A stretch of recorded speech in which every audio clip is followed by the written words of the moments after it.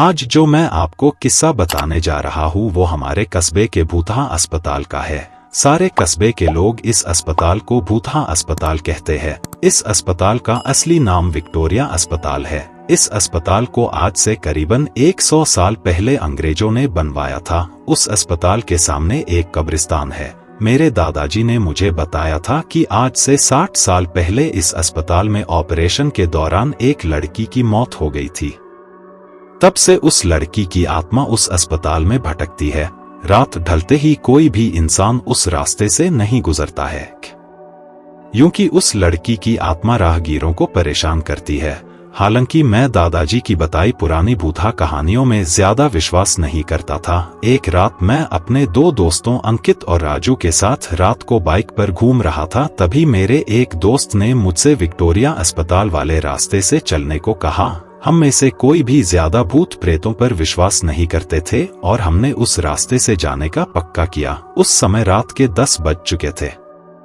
हम तीनों ने ये बात अपने परिवार वालों को नहीं बताने का वादा किया और उस रास्ते पर निकल पड़े। जैसे ही हम उस रास्ते से निकले, रास्ते पर रेत होने की वजह से हमारी बाइक फिसल गई और हम तीनों धड़ाम से बाइक से दूर गिर गए। गनीमत थी कि हम लोगों को कोई चोट नहीं आई थी। बाइक चला रहे मेरे दोस्त अंकित ने बोला कि उसका बैलेंस तो बराबर था, फिर ये बाइक कैसे फिसल गई। हालांकि वो थोड़ा डर गया था तो मेरे दूसरे मित्र राजू ने बाइक चलाने को कहा। अब राजू बाइक चला रहा था।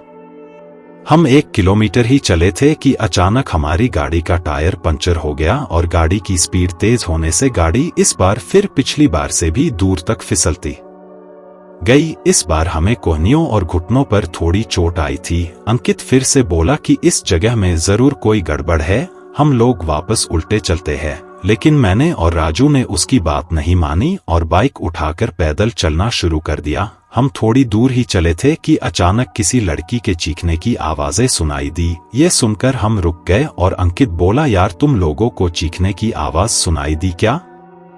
हमने उसकी बातों को अनसुना कर कहा कि कोई जानवर की आवाज होगी। 5 मिनट चलने के बाद फिर वही चीख फिर से सुनाई दी। इस बार तो हम दोनों को भी थोड़ा डर लगने लगा। हम तीनों ने वापस चलने के बारे में सोचा, लेकिन हम रास्ते के बीच में आ गए थे। पीछे चलने में 3 किलोमीटर और आगे चलने में 2 किमी और बाकी थे। हम लोगों ने आगे जाने का सोचा। थोड़ा आगे चलने पर हमें बरगद के पेड़ के नीचे एक औरत दिखाई दी। इतनी रात को अकेली औरत को देखकर हमारे तो रोंगटे खड़े हो गए थे। हम लोगों ने पीछे मुड़ने का सोचा, तभी वो बूढ़ी औरत चिल्लाई, बेटा रुको, मुझे हाईवे तक का रास्ता बता दो। हमने पूछा कि इतनी रात को आप इस रास्ते से कैसे निकल रही हो? तो उस बुढ़िया ने कहा कि मैं पड़ोस के गांव की रहने वाली और मेरे पास पैसे नहीं है, इसलिए मैं पैदल ही निकल पड़ी। हाईवे के उस पार मेरा गांव है।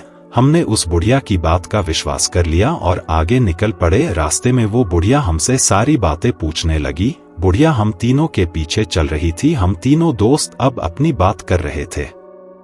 तभी राजू बोला कि लो मांझी, आपका रास्ता आ गया। और वो जैसे ही पीछे मुड़ा तो वहां कोई नहीं था। हम तीनों की तो सिट्टी पिट्टी गुल हो गई। हम बाइक को धक्का मारते हुए जोर से भागने लगे। भागते भागते अंकित ठोकर खाकर गिर गया और हमें जोर से चीखें सुनाई दी। हमने भी बाइक को वही पटक कर अंकित को साथ लेकर दौड़ने लगे और अस्पताल के पास कब्रिस्तान तक पहुंच गए। ये सब घटित होते 12 बज चुकी थी। हम पसीने से तरबतर हो गए थे और कब्रिस्तान पार कर एक मंदिर में रुक गए, क्योंकि अगर बिना बाइक के घर जाते तो जूते पड़ते।